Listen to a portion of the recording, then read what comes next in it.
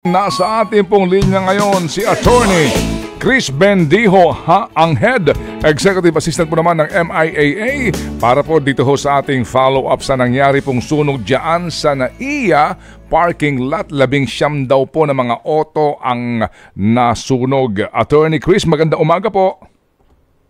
Sir Ted, DJ Chacha, magandang umaga po. Opo, kaunti lang pong background. Ito hong parking space na ito, paid parking area ho ba ito? At sino po ang operator nito?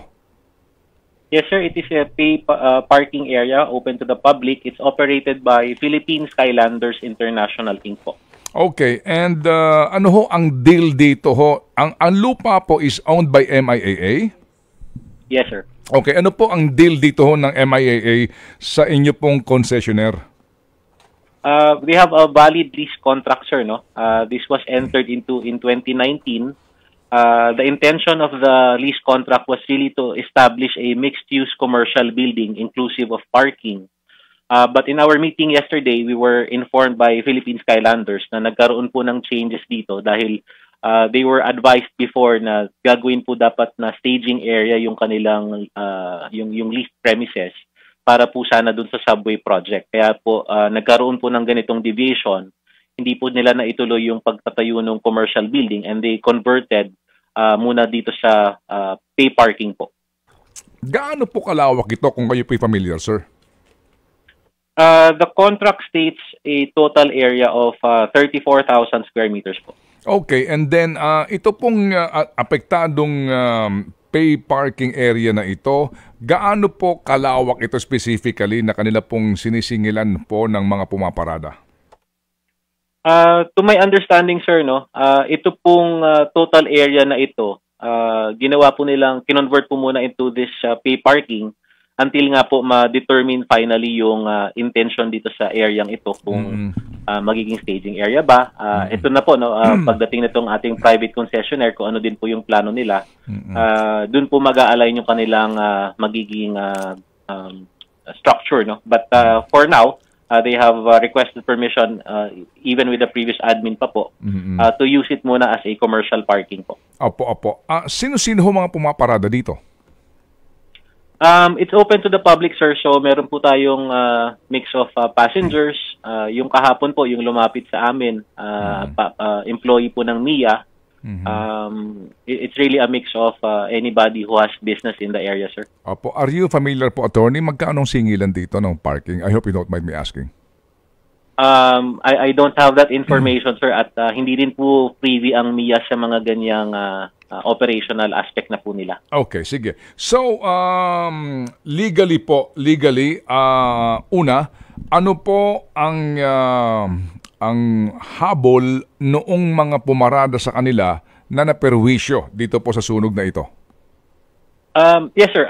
Yesterday, nagkaroon po ng pag-uusap between their representatives at ang ating general manager na si Eric Ines. Malinaw po yung mensahe ng ating general manager that they should already give us yung kanilang posisyon as to the assumption of liability. Sabi ni general manager na dapat very specific kung ano yung sasagutin ninyo, ano yung extent nito. No? So yesterday evening, around mga 7 p.m., meron na po silang pinadalang sulat na tugon dun sa instruction ng ating general manager.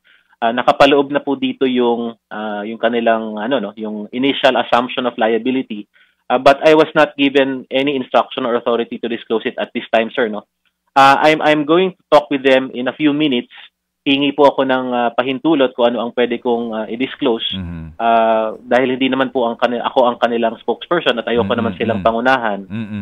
But hopefully I can disclose more information within the day, sir. Okay, kung again, baka lang po alam ninyo, di ba ho kung ito'y paid parking, meron itong kaukulang mga tickets, no? Opo. Yes, sir. Alam nyo ba kung may waiver doon sa ticket na yon na kung ano man ang mangyari doon sa mga auto, walang pananagutan ng napapaupa? Doon sa ticket, sir, I am not aware if there's any waiver na nakalagay. But doon sa parking area, meron po sila mga nakapaskil na gaya po ng binabanggit ninyo that yung normal nating nakikita, management will not be liable for mga ganong damage or ano. Meron po doon sa parking area mga estanting nakatayo na may ganyan pong nakasulat. Okay. Attorney, kung mamarapatin po ninyo, sa usapin pong legal, no, bilang isang abogado, may habol ba dyan yung mga pumarada po at nagbayad tapos nasunog ang kanilang mga auto? Sir Ted, I know you want to have an academic discussion about it, no? And as a lawyer, I'm supposed to be skilled enough to answer that question. But I hope it's all right na I decline to answer na lang, sir, so as not to influence, Okay. any of the parties. Apo. Yes, sir. Yes, sir. And we sincerely understand, attorney. Sige po. So, attorney, sa ngayon na nangyari po ito, may mga pauna na po kayong informasyon. Saan ba talaga nanggaling po ang apoy? Right now, sir, we're also waiting for the final report from the Bureau of Fire, no? Meron na po tayong yung ating security po, pinadala na rin po dito sa GM's office yung CCTV footage. But ang sabi po ng ating GM, while nakikita naman din natin yung nangyayari sa CCTV, let's leave it to the experts, no, itong Bureau of Fire, to really come up with a report for them to state kung ano po yung source at origin po ng apoy. So, hindi niyo po pwede sabihin po kung ano po ang inyo nakita sa CCTV footage?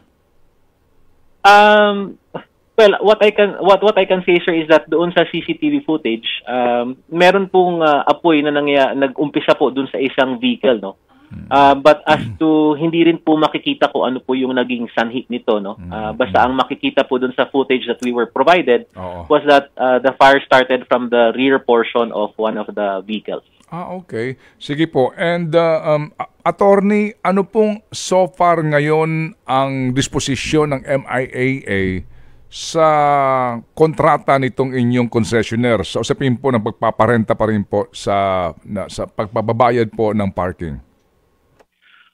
Well, yesterday, sir, nagbigay po ng instruction ng ating GM, no. Number 1, yung pong ating fire truck na pag-aari po ng MIA ay nakaposisyon po muna malapit sa areang ito. Pangalawa po, ito pong private concessionaire ay binigyan din ng instruction na kailangan po talagang bungkalin yung lupa at tanggalin na po talaga yung dry grass. To be fair naman po dun sa private concessionaire, kahapon po, meron po talagang pile doon ng mga bato at graba na talaga pong according to them, kanila pong sadya ay tabunan po, no, itong areang ito para po makaiwas sa ganitong pangyari. Kaya nga lang po, nangyari na nga po itong unfortunate incident na ito. So until that time na makomply po ng private concessionaire ito, we will not allow them to accept new parking, no, hanggang sa ma-clear po nila at talaga pong matanggal yung dry grass dito. Patungkol naman po sa kontrata, Sir Ted, MIA will just reserve remedies available to us, no, depending on how this locator will also, handle the situation. Definitely po, ayaw naman po natin na makawawa po yung mga 19, sir. I cannot imagine kung isa po ako sa kanila, no.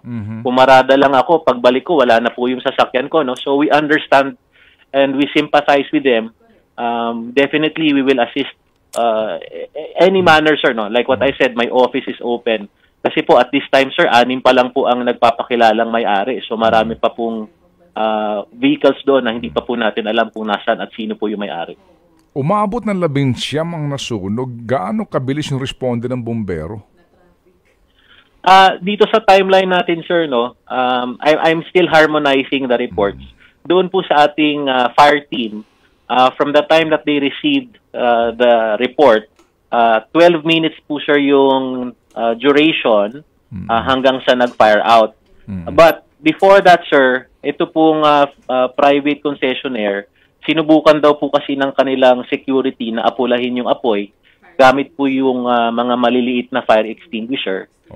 So, siguro sa kondisyon ng panahon, dahil nga po may tuyong damo doon, hindi nila na-control ito at ganun po kabilis yung pagkalat ng apoy. So it's a matter of 12 minutes, sir, from the time it was reported to us until nag-fire out po. Okay. Cha, mayroon ka bang tanong? Sir, may mga bali-balita, attorney, kaya daw di nakaresponde agad. Itong may malapit lang daw na fire station dito sa area na to. Kaya lang na-traffic din daw yung mga bumbero? Meron pong ilang mga firefighting teams po, no. This is outside MIA. Nahirapan po sila kasi kasagsagan din po nung departure tsaka arrival. At the same time po, alam niyo naman din po, no, kapag may mga ganitong insidente, marami pong nagbi-video at humihinto, no. So naka-contribute din po 'yon para hindi sila kaagad makapunta sa area. But yung fire team naman po ng ating MIA ay naka-responde po kaagad. But nevertheless, with what transpired po, no, we're discussing with our AGM security for emergency services also. Baka pwede nating gawan ng paraan na dito po, lalo na sa tapat ng T3, if we can parang have a counterflow lane para po sa mga ganitong pagkakataon para po mas mabilis makaresponde yung mga fire stations around the area din po. Attorney Chris, last na lang po, hindi lang naman po yan yung parking dyan sa NAIA na open, ano? Meron po bang balak ang MIAA na mag-check din doon sa ibang pang mga open parking ninyo para di na maulit yung mga ganitong klase ng insidente? Yes ma'am, no?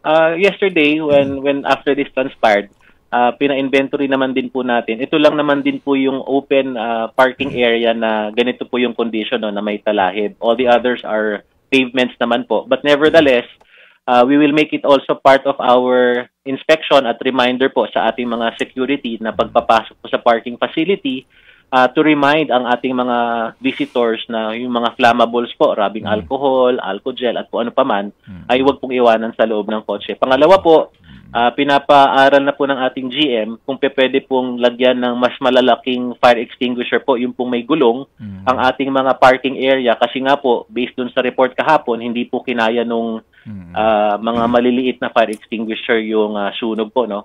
So ito po lahat, gagawin po natin to within the day po. Okay, sige. So, attorney, kamusta ho itong inyong paghahanda po in case magkaroon ng power interruption dahil po sa mga red at yellow alert ngayon na nangyayari dahil sa alam po naman natin din na sa nagdaan, nagkaproblema nga po tayo sa air conditioning. Sa airports, I'm talking about the airport. Yes, sir. Right now, sir, no, chinek na po natin ang ating mga generator sets. You are well aware naman, sir, no, that yun nga po, meron tayong mga restrictions sa pag-enter into mga new contracts. So, we will have a discussion with this new concessionaire. Meron po tayong sinusubukang maging project with them, no, na ito pong T3 particularly will be leasing additional generator sets to cater for the air conditioning units kasi yun po yung, kumbaga parang kulang na lang po, no, similar to itong T2. Yung pong ating generator sets have all been aligned to provide the basic services para po walang cancellation. Kumbaga po, from check-in to baggage handling to all the necessary services para makasakay at makalipad ang pasahero. Naka-hook up na po sa ating generator sets. Yun lang pong convenience issue, itong ating air conditioning units. Gusto po sana natin, lalo na itong may mga warning na po, no, na red alert ang ating electricity providers. Sana po meron din po tayong nakaabang na generator sets.